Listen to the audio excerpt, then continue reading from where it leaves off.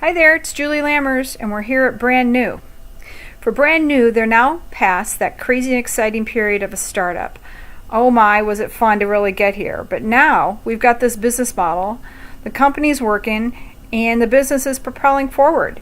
And the leaders need to figure out how to keep the business propelling forward, keep it on the right track, make sure that all the working parts are functioning appropriately and poised for growth.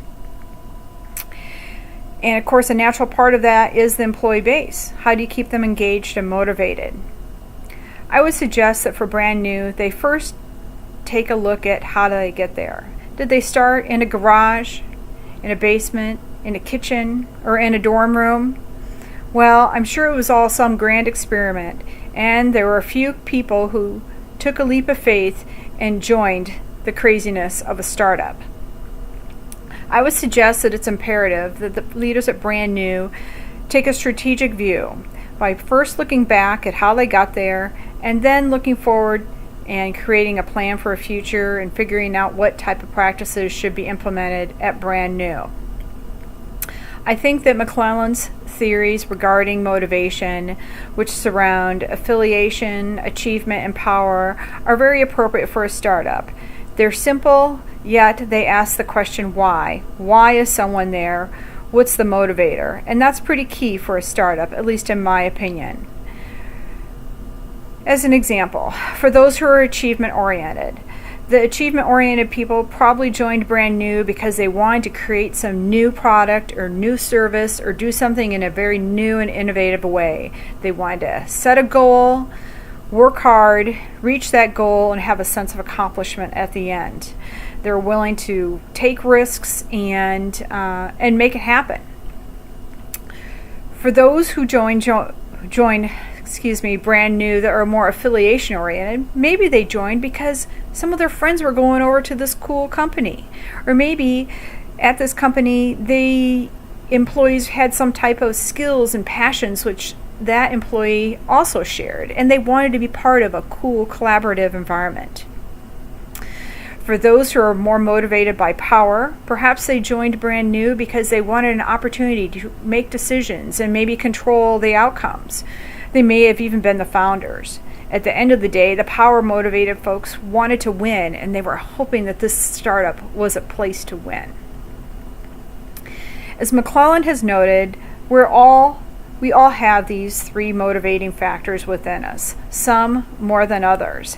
And it's important for HR to understand the whys and wherefores. So if HR and or the leaders were to create some types of questionnaires, surveys, or interviews where they could do a little bit deeper dive into the motivating factors of all their employee base, that would help them inform them of what types of practices and policies they should be creating for the future.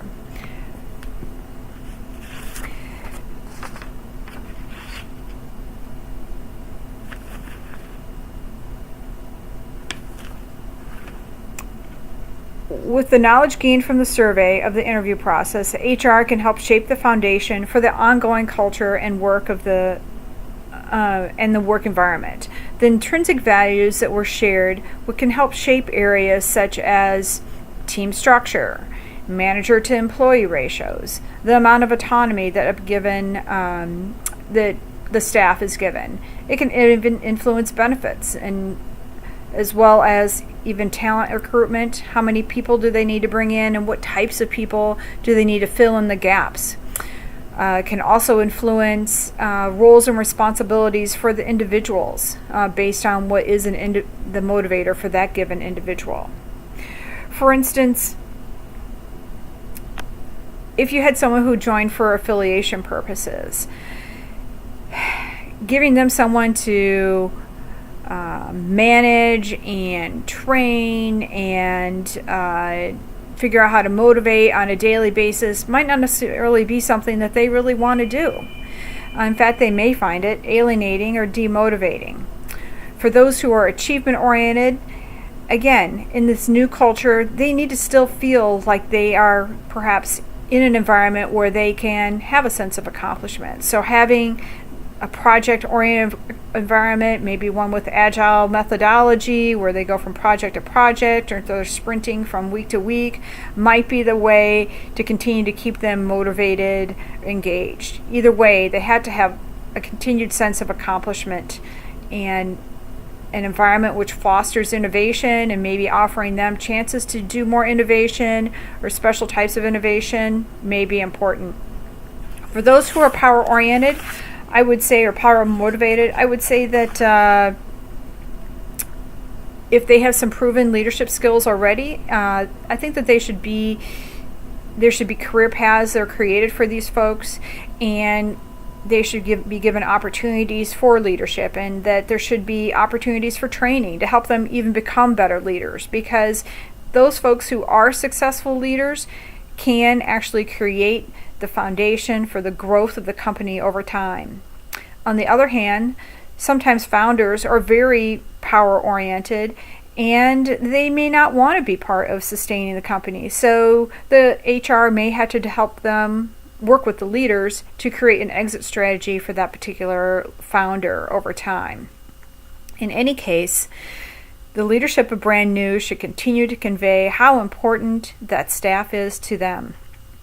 That staff helped create that startup and get it up and going and make it successful.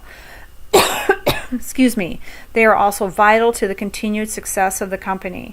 So finding opportunities to continue communication up, down, and all around across all parts of the company is going to be very important. HR should continue to find opportunities to leverage these different motivating factors of affiliation, achievement, and power in order to ensure that Brand New goes from startup to legend in their industry. Thank you.